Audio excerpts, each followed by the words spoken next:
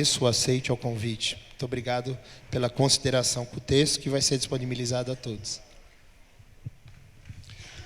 Bom, boa noite a todos. Eu quero agradecer o convite da coordenação. O prazer de estar com a Yara, que já facilitou muito o que eu vou dizer. Provavelmente eu vou acrescentar apenas um tópico que eu acho importante nessa libertação dessa escravidão voluntária. Quem sabe o tópico que eu vou apresentar nos ajude a compreender, a ter um caminho de saída. Agradeço as palavras carinhosas do Marcelo aqui. E vamos dar o início. Então, eu queria saber só como operar aqui o sistema. Basta eu pedir para começar isso aqui, não é isso? Bom, eu intitulei essa minha fala, como a Yara ficou sentada para ler, eu vou ficar sentado aqui para falar também. Eu intitulei essa fala como na forma de uma pergunta que está aí nesse slide. Há esperança fora das pistas? Né? Sequelas da competição científica. Né?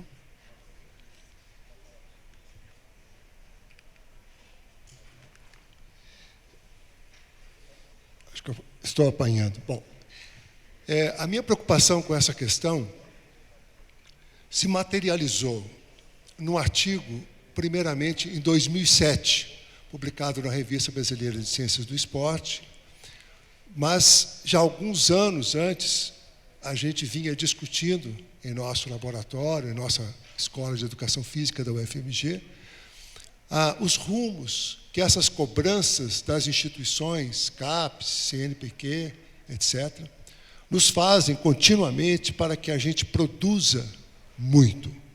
E o produzir tem um nome muito objetivo, cada vez mais direcionado para as chamadas publicações de artigos científicos em inglês, em revistas de alto impacto. Então, produzir quase virou sinônimo desta frase. O resto, tudo que você faz, tem menos importância diante da lógica das instituições que nos coordenam e das nossas próprias instituições, como a Yara chamou muito bem a atenção, dessa servidão consentida em que nós todos estamos nela, voluntária. Bom, como todos sabem, apenas para a finalidade de retomar aqui, só é possível fazer pesquisa, só é possível construir conhecimento se nós tivermos infraestrutura, se nós tivermos recursos financeiros para poder fazer a pesquisa. Para isso, nós precisamos de financiamento, o primeiro item que nós temos ali. Mas o financiamento só nos é fornecido, só nos é concedido, se nós realizarmos um projeto e, junto com esse projeto, enviarmos o nosso currículo, que será avaliado. O projeto, de um modo geral, ele deve conter algumas normas, ele deve ter uma certa lógica, uma relevância, uma inserção na sua linha de pesquisa anterior, deve estar bem redigido, documentado e assim por diante. Deve ter o parecer do Comitê de Ética em muitas das áreas. Mas a análise do projeto em si costuma não ser o ponto fundamental para a concessão do recurso. Por quê? Porque mesmo que eu seja um cientista, quando eu recebo um projeto para analisar, eu não sou exatamente da área do proponente do projeto.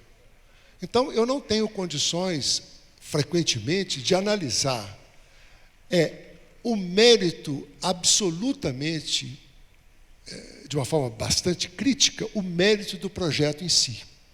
Então, a gente costuma, como parecerista, que eu sou do CNPq, né, há muitos anos, eu sou bolsista desde 84. Então, e com isso nós temos que dar pareceres sobre os projetos dos colegas. Nossa dificuldade, de todos os pareceristas, é que você tem dificuldade de analisar o mérito de um projeto. Né? Porque ele nem sempre é da sua área. Ou, às vezes, pior ainda, se for da sua área, você pode ter uma posição oposta ao proponente do projeto, uma perspectiva de contraponto a essa visão e até isso te prejudicar. De qualquer forma, a tendência que foi crescendo foi que a gente passasse a pontuar os currículos. E essa pontuação do currículo se dá cada vez mais em torno do número de artigos publicados que estão citados no currículo na plataforma Lattes. Muito bem. E esse não basta apenas o número, mas com o tempo se acrescentou o fator de impacto, ou seja, a qualidade da revista. Então, é sobre esse tema que a gente vai analisar rapidamente. Diante dos financiamentos, há uma outra questão também. Se eu sou uma pessoa com um currículo muito grande, com muitas publicações, se torna cada vez mais fácil eu conseguir financiamento. E é cada vez mais difícil para alguém com um currículo com poucas publicações conseguir um financiamento para começar os seus projetos de pesquisa. Então, existe o que nós chamamos de o limiar da pobreza, ou seja, aqueles que tudo têm, mais lhes será dado. Aqueles que nada têm, o pouco que lhes resta lhes será tomado. Então, esse é o limiar da pobreza que é tão difícil de ser rompido, principalmente pelos pesquisadores mais jovens, né, para que eles possam começar o seu processo de produção científica, de construção. O segundo ponto, que além de ter o número de publicações, é que as publicações em inglês são mais pontuadas, melhor pontuadas, né, mais bem pontuadas do que as publicações em português. O que gera um ciclo vicioso que está colocado ali. As revistas internacionais com pontuação maior recebem os artigos, fazem com que os artigos piores sejam enviados para as revistas locais. Os artigos mais fracos, as pesquisas com menor impacto, etc., são para as revistas locais. E isso determina a decadência das revistas em português, ou em japonês, ou em espanhol, ou em italiano, ou em alemão. Isso não é um problema localizado no Brasil, vejam bem, não é só do português. Isso é uma reclamação de todos os cientistas de outras línguas que não o inglês. Então, isso está colocado nesse artigo do Meneghini, publicado nessa revista, que diz se existe ciência além do inglês, né? Quer dizer, a dificuldade que nós encontramos em publicar fora do inglês. Bom, então, preocupado com isso, eu resolvi dar uma analisada em alguns currículos que estão de pesquisadores do CNPq. Isso lá em 2006, no primeiro artigo chamado O Tamanduá Olímpico. Por que eu estou fazendo essa metáfora com o tamanduá? Porque o tamanduá, definitivamente, não é um animal de corrida, não é verdade? Então, um tamanduá tentar participar de uma prova olímpica já nos traz a imagem de que há alguma coisa inadequada nessa tentativa do tamanduá correr uma prova olímpica nas Olimpíadas. Então, eu peguei dois pesquisadores, todos dois CNPq, nível 1A, com auxílio bancada. Não sei se todos sabem, mas não sei se tenho tempo para poder explicar, mas existem níveis diferentes, como bolsistas do CNPq, e o nível 1 nos permite um auxílio adicional de bancada, ou seja, além da sua bolsa como pesquisador, você tem uma verba para administrar a sua pesquisa. Então, eu peguei dois indivíduos, doutor A e doutor B, os quais eu acompanho desde então, e analisei a produção destes pesquisadores. Este doutor A tinha, de 2004 a 2006, 54 artigos publicados, ou seja, um artigo e meio por mês. Ou seja, ele tinha uma ideia nova ou um resultado de pesquisa novo mais de uma vez por mês. É uma coisa impressionante. Só que 32 desses artigos eram... acho que eu vou ficar de pé, pode? Porque senão... 32 desses artigos eram publicados na própria revista que ele editava. e 2 em inglês. Bom, já o doutor B, ele é um doutor, recém-doutor. Ao contrário do primeiro, do doutor A, que já tinha vários anos de estrada, que tinha mais de 12 alunos de pós-graduação, de doutorado, vários de mestrado, dezenas de alunos de mestrado. Então era fácil de você entender como é que ele publicava tanto. Ele mandava os alunos produzir, né, e ele ia assinando tudo, então tinha muito artigo. Agora, o doutor B é o recém-doutor, tinha 2 anos apenas que ele tinha conseguido o doutorado, e de 2004 a 2006, ele também tinha 57 artigos publicados, 1,58 por mês. Só que dessa vez, no PubMed capturados em inglês, 37% como autor do meio. Então, um terço dos trabalhos ele estava ajudando alguém. Mas eu fiquei muito impressionado com essa produtividade. E resolvi verificar se indivíduos que ganham o prêmio Nobel são produtivos dessa forma. E peguei 2 prêmios Nobel de Medicina do ano, o de 2005 e de 2006. E notei, observem, que o Mello, Craig Mello, publicou 45 artigos em 16 anos. Ou seja, para ganhar o prêmio Nobel, ele não teve que publicar 1,58 artigos por mês. Ele publicou 2,8 por ano. O outro, o J. Robin Warren, em 2005, havia publicado também 1,6 artigos por ano. Então, uma das reflexões que a gente tem que fazer é o seguinte: será que esses artigos do doutor A e doutor B são relevantes? São produções relevantes? Ou corresponde a uma distorção que nós estamos sendo submetidos, estamos nos adaptando, estamos voluntariamente nessa servidão de fazer esse tipo de coisa? Bom, aí eu fui um pouco criticado, muito criticado por alguns, né, pesquisadores, principalmente os 1A do CNPq, dizendo que aqueles artigos, aquele pesquisador, doutor A e doutor B, não representavam os pesquisadores brasileiros.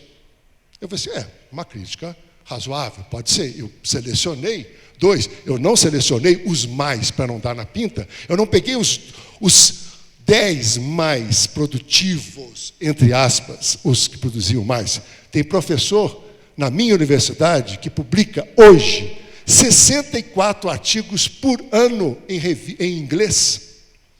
Não? Mas o doutor B e o doutor A podem não representar realmente os pesquisadores brasileiros como um todo. Então eu voltei ao CNPq, levantei todos os pesquisadores 1A do CNPq, sorteei 10 deles, 10 pesquisadores, 9 homens e 1 mulher. Por que essa proporção? Porque nos últimos 10 ganhadores de prêmio Nobel em medicina haviam 9 homens e 1 mulher. Então eu mantive a mesma proporção e comparei a produtividade dos brasileiros comparei com a produtividade dos prêmios Nobel. E observe, os nossos pesquisadores estão publicando o dobro, né, de artigos do que os prêmios Nobel. De uma certa forma, confirma, dessa vez com análise estatística, que tantos gostam, né, de P significativo ao nível de 0,01. O terceiro passo foi o seguinte: qual que é o impacto disso na nossa vida? E aí, num encontro de alunos de pós-graduação, Encontro Nacional de Alunos de Pós-Graduação, na Universidade Federal de Minas Gerais, eu fiz uma palestra que eu intitulei de "O Tamanduá Olímpico entrega o ouro". Ou seja, os professores dos vários colegiados decidiram que, ao invés de escrever uma tese de doutorado, agora você vai lá e publica 2 artigos, 2 papers. Isso vale por um doutorado.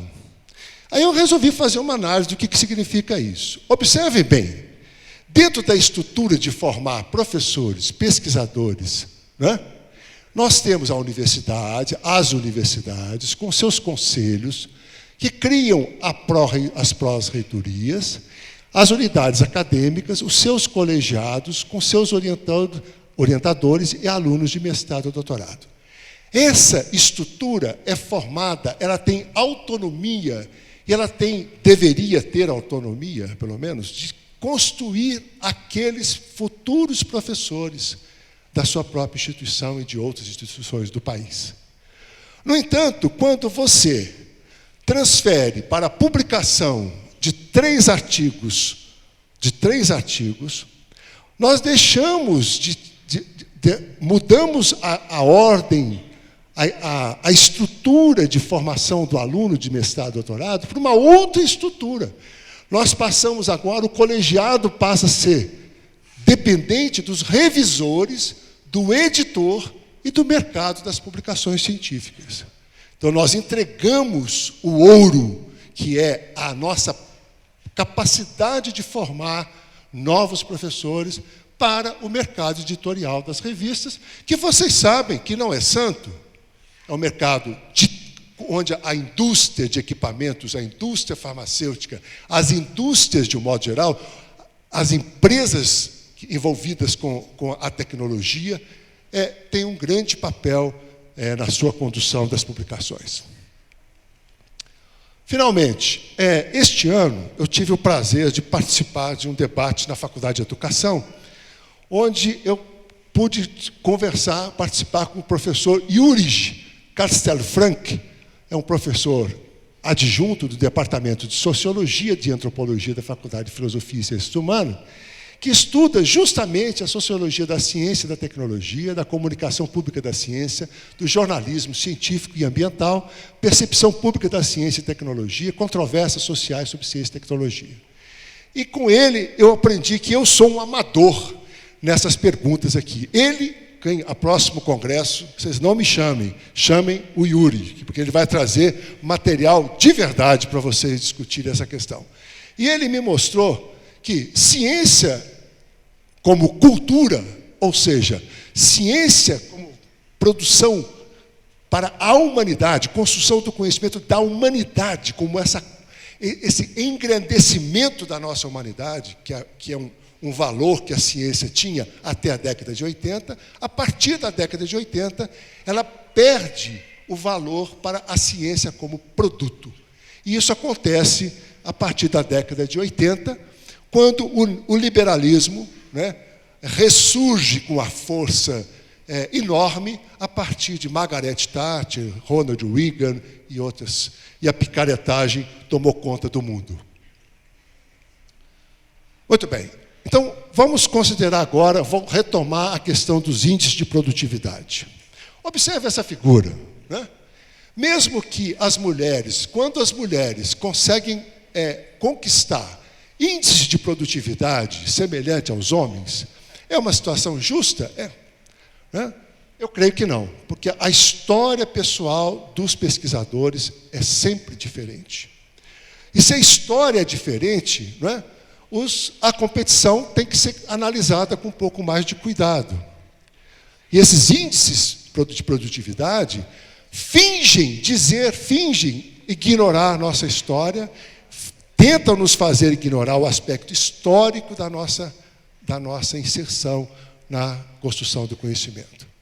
Por quê? Porque aí, Yara, eu vou fazer minha contribuição à sua fala.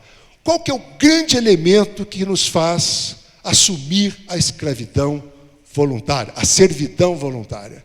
É porque nós todos acreditamos, que a competição é um bem em si. Aliás, existe nada mais oportuno do que falar da grande quantidade de competição que nesse mundo existe, Mas a competição será mesmo um bem em si? Será que a história das pessoas, dos lutadores, antes do ringue, já nos conta alguma coisa? Será que ela já nos define quem será o vencedor?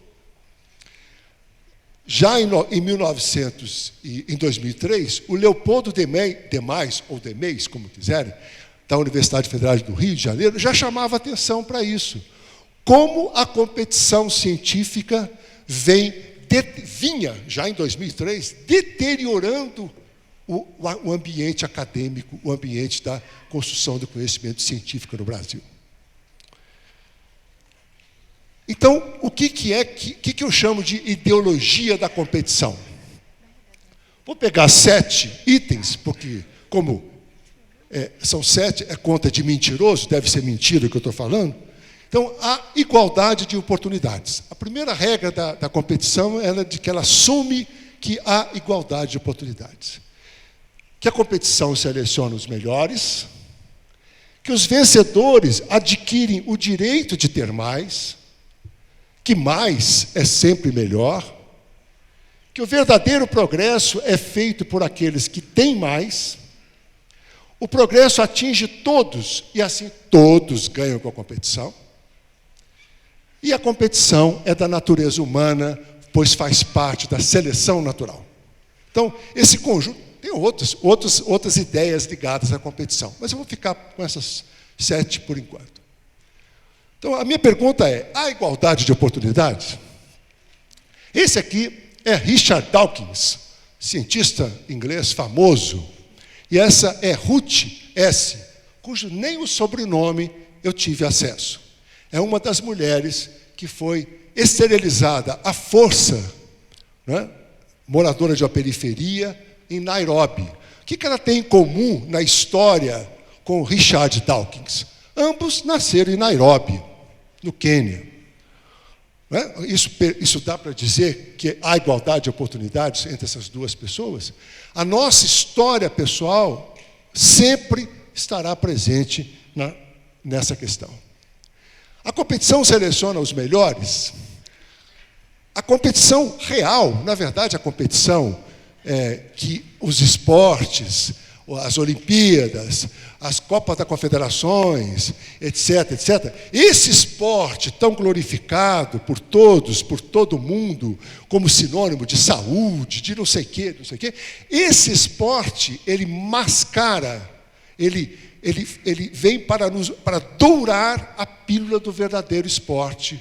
Desculpa, tá vendo? É até um ato falho, né? Nem é falho assim.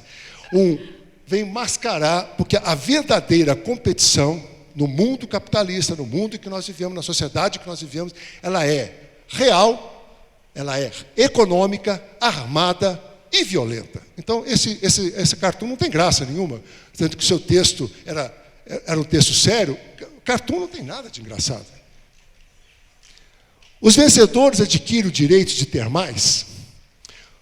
Eu recomendo a todos que leiam um livro chamado Armas, Germes e Aço, de um cara chamado Jared Diamond, que escreveu por que é que os espanhóis, quando chegaram, os portugueses e os espanhóis, quando chegaram nas Américas, eles que conquistaram as Américas, e não foi o contrário. Por que não foi Montezuma que capturou o rei da Espanha, e foi o contrário? Cortés foi lá e matou o Montezuma, né?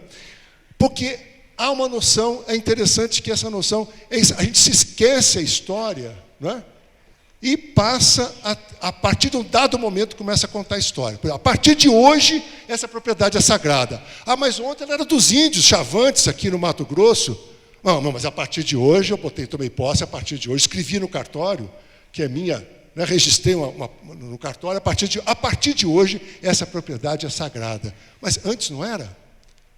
Né? Então, essa lógica de que quem venceu a competição merece, a partir daquele momento, tomar posse da propriedade. E aí, curiosamente, na área científica, a gente pode perguntar assim, a propriedade de um artigo científico ou de uma patente começa em que momento? Eu estudei em escola pública, né? Tanto no primário, depois eu fui para uma universidade pública, fiz o meu mestrado, o doutorado. Se eu for registrar patente, eu posso registrar patente no meu nome? Como é que fica a sociedade que custeou o meu doutorado, meu mestrado, minha graduação? Eu tenho direito a ter patente com coisa que eu fiz na universidade? Eu tenho direito, o artigo é meu ou é da universidade? Então, essas questões estão presentes na ideologia da competição. Mas é sempre melhor? Não, aqui tem um cartoon, obviamente, que certas condições, não. Para a saúde, pelo menos, desse cidadão, ele não está fazendo exatamente o ideal para a sua saúde.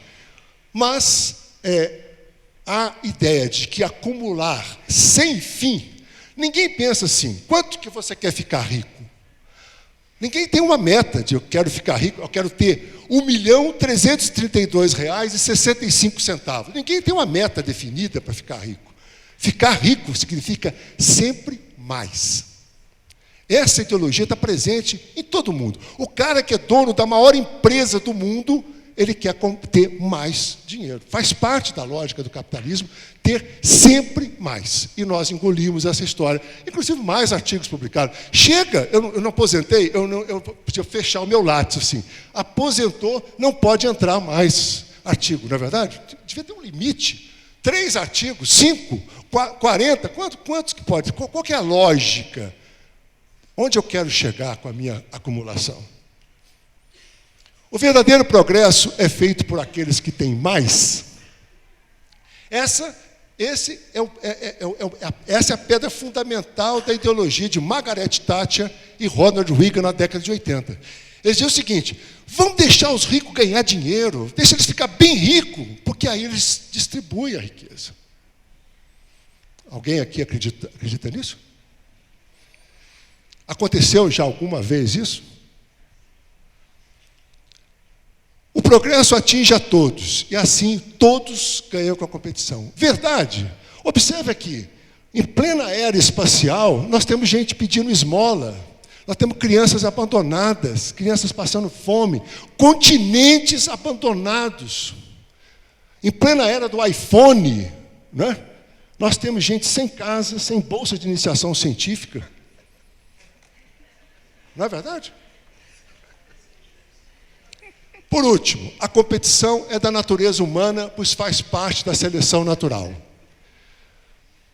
Se a fecundação seleciona os melhores espermatozoides, não haveria doença genética transmitida por espermatozoide, concorda? Só teria doença genética transmitida pelo óvulo, porque seleciona os melhores. Mentira, não é seleção. Nós lançamos 200 milhões de espermatozoides para um ter a chance de chegar lá, porque as condições são muito adversas, não é? Não sei. E o principal efeito da colateral da competição é que nós vamos ficando cada vez mais isolados no nosso barquinho individual, e por mais que a gente se ache ético, por mais que a gente se ache na direção certa, há uma força poderosa, imensa, que nos arrasta continuamente em outra direção. A força da indústria. E ela tem o nome que vocês quiserem. De equipamento esportivo, de hidratantes para fazer efeitos miraculosos, etc. O que vocês quiserem. Tentativas de solução. Estou acabando. Como vocês veem, aquele velhinho lá sou eu. Minha autocaricatura. Congressos mundiais têm sido realizados sob integridade nas pesquisas no Canadá, por exemplo. Um amigo meu, Paulo Beirão, que é membro da comissão do CNPq antifraude, já existe uma comissão no CNPq antifraude. Aliás, já existe uma clínica de reabilitação para cientistas fraudulentos. Fraudadores. Existe. E olha que coisa esperançosa. Sabe qual que é a taxa de recuperação? 80%. Nós temos solução. Congressos mundiais propõem o seguinte: melhorar a orientação, supervisão e capacitação. Incentivar a publicação de resultados negativos. Nenhuma revista de alto impacto aceita resultado negativo. Reduzir a pressão por publicação, pelo menos aqui, está aqui, estamos falando disso, né? Ensinar ética, eu acho que tem um pouco de dúvida se depois dos 7 anos de idade, 8 anos, a gente ensina a ética. Mas a proposta está aí. Aumentar a punição aos fraudadores, já comentei que já tem clínica para isso, já tem de recuperação. E no Brasil foi criada há 1 ano e meio a comissão antifraude do CNPq. Eu não tive nada a ver com isso com o Tamanduá, viu? Nada. Conclusão. Se somos condicionados historicamente, não há igualdade de oportunidade entre as pessoas. Sem igualdade, a competição não é justa. Sem justiça, o resultado da competição aumenta a desigualdade social. Desigualdade gera sofrimento, violência e desumanidades. Em conclusão, a competição é um jogo no qual todos perdem no final. Obrigado.